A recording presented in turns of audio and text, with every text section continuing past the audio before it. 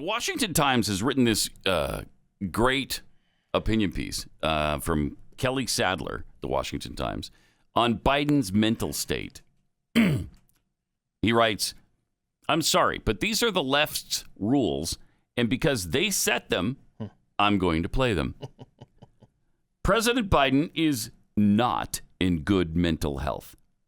Just this week, he forgot the name of the Defense Department and its leader, Secretary Lloyd Austin.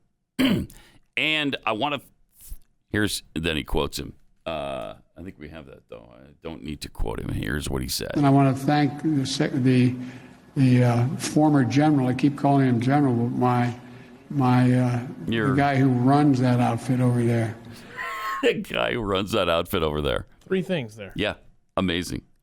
So, Kelly continues, it's not the first time Biden has forgotten the names of those in his cabinet. In December, he mispronounced the name of his nominee for the Department of Health and Human Services, Xavier Becerra. At the time, like pretty much every time we publicly see Biden, he was reading off a teleprompter.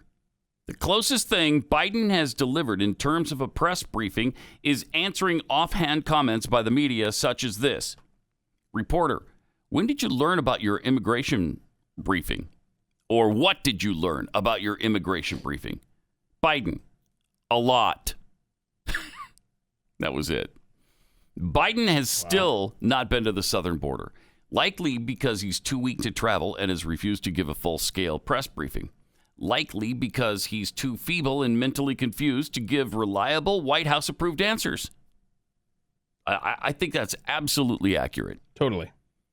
In December, then President-elect Biden bizarrely broke his foot by tripping on a rug after a shower as he chased after his dog, Major. I guess he pulled the dog's tail like a 4-year-old. The entire story made no sense. Right. Yet our press corps seems entirely uninterested in the mental health of our president, Joe Biden. When he trips up his speech, they make excuses for him. They glamorize his early bedtime and video game playing as a return to normalcy. They weren't so kind to former President Donald Trump. USA Today declared, Trump is mentally unfit to be president. Since Donald Trump's election, mental health professionals have come forth in historically unprecedented ways to warn against entrusting the U.S. presidency to someone exhibiting dangerous mental impairments. You believe they said this about Donald Trump? And nothing. Crickets on Joe Biden. The New York Times wrote countless stories and columns questioning the mental health of the former president, conceding in 2017 with who decides whether Trump is unfit to govern, and that the mental health of Donald Trump has been under scrutiny since he began running for president. Wow, that is not the case with Biden. There was incessant speculation about whether the 25th Amendment should be invoked to remove Trump based on his alleged mental flaws. The House of Representatives even introduced a bill to empower Congress to establish a commission of at least 8 doctors, including 4 psychiatrists, to evaluate whether he was fit to govern. Wow. If Trump slipped up, let's say by using 2 hands to drink a glass of water. Remember that? Mm-hmm. Or if he had trouble walking down a slippery ramp at West Point. Yep.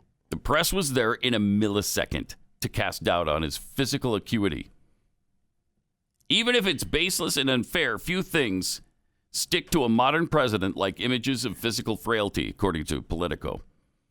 Adding just how damaging such a picture of weakness can be, and that it often comes with a political cost. Okay, so those are the standards. The press set them in the previous administration, so where are they now? I dare you to find one by the mainstream media. The press is so in bed with the Biden administration that they willfully ignored Mr. Biden's cognitive decline on the campaign trail. As the Harris-Biden ticket saying that 150 million Americans lost their lives to gun violence and another 120 million died of COVID-19. And instead, they chose to write stories about how the Trump campaign's targeting of Biden in this area would backfire on them. Yep. Absolutely incredible. Now they're working overtime to cover for his misstatements. Typical Biden gaffes and fragility. This is from Snopes on his Pentagon flub. Okay.